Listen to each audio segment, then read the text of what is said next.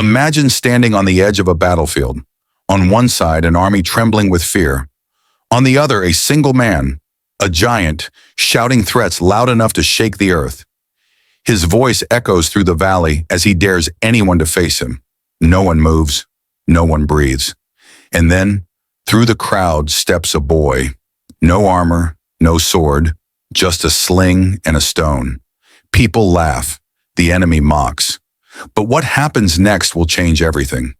This is the story of David and Goliath. But it's also a story about you, about all of us, because sooner or later, every one of us will stand in our own valley. And in that valley, we'll face a giant. The nation of Israel was at war with the Philistines. For 40 days, the two armies stood on opposite hills, staring each other down. In the middle was the valley of Elah, and in that valley stood Goliath, a monstrous warrior from the Philistine army, over 9 feet tall, with armor so heavy most men couldn't lift it. His bronze helmet shimmered in the sun. His chest plate gleamed like a wall of metal. His spear was massive. The tip alone weighed more than a bowling ball.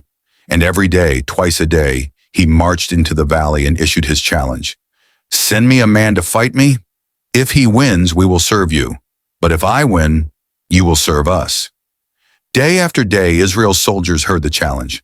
Day after day, they stayed silent. Not one warrior dared to step forward. Even King Saul, a man chosen for his height and strength, remained in his tent. Courage faded. Faith shriveled. All that remained was fear. But miles away in the quiet hills of Bethlehem, a young shepherd named David was watching sheep. He wasn't trained in battle. He had never held a sword. But he knew something the soldiers had forgotten, that the God who made the heavens and the earth was bigger than any giant that walked upon it. David had fought lions. He'd chased off bears. He had protected his flock with nothing but a staff and a sling. And every time, he had come out alive. Not because he was strong, but because he trusted in something stronger. One morning, David's father sent him to the battlefield to deliver food to his older brothers. It seemed like an ordinary task, just bread and cheese for the soldiers, but purpose often hides inside the ordinary. When David arrived, he heard Goliath's challenge for the very first time. He watched as the men of Israel retreated once again in fear. But David wasn't afraid. He was furious. Furious that a man would dare to insult the armies of the living God. Furious that no one had done anything about it. "Who is this Philistine that he should defy the armies of the living God?" he asked. The soldiers looked at him like he was insane. They told him to be quiet. They told him to go home. But David wasn't leaving. He knew this wasn't about size. This was about faith. Word reached Saul, and David was brought before the king. Saul looked at the boy and shook his head. "You can't fight him," he said.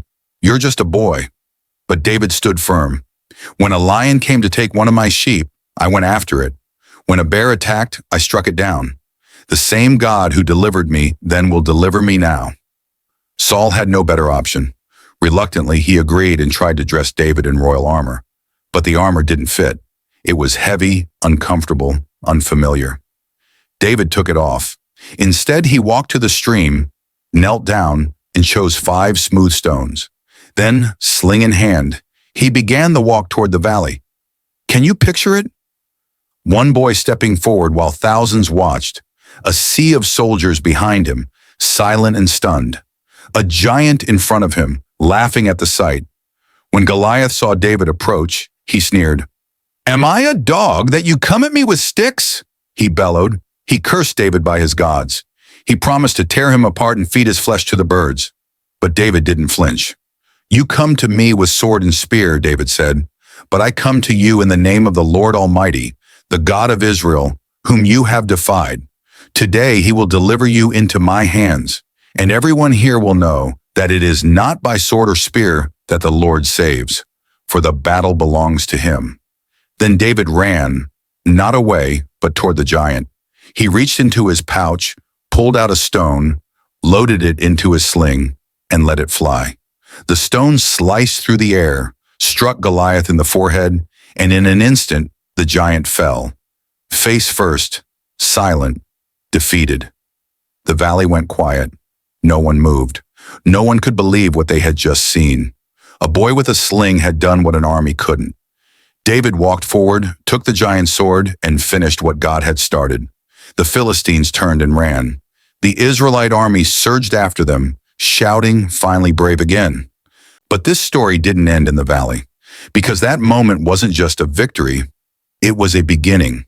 The shepherd boy would grow to become Israel's greatest king, not because of his strength, but because of his heart. A heart that trusted God more than fear. A heart that saw giants not as obstacles, but as opportunities for God to show his power. And what about us? We may never stand before a physical giant, but we all know what it feels like to be afraid. We all face challenges that seem bigger than us. Doubt, rejection, addiction, loneliness, depression, the voice that says you're not enough, the fear that keeps you stuck. These are our Goliaths. But the story of David reminds us, giants can fall. Faith is greater than fear. And sometimes the smallest person in the room is the one with the most courage. So when you find yourself in the valley, when the giant is shouting and fear is loud, remember the boy with the sling.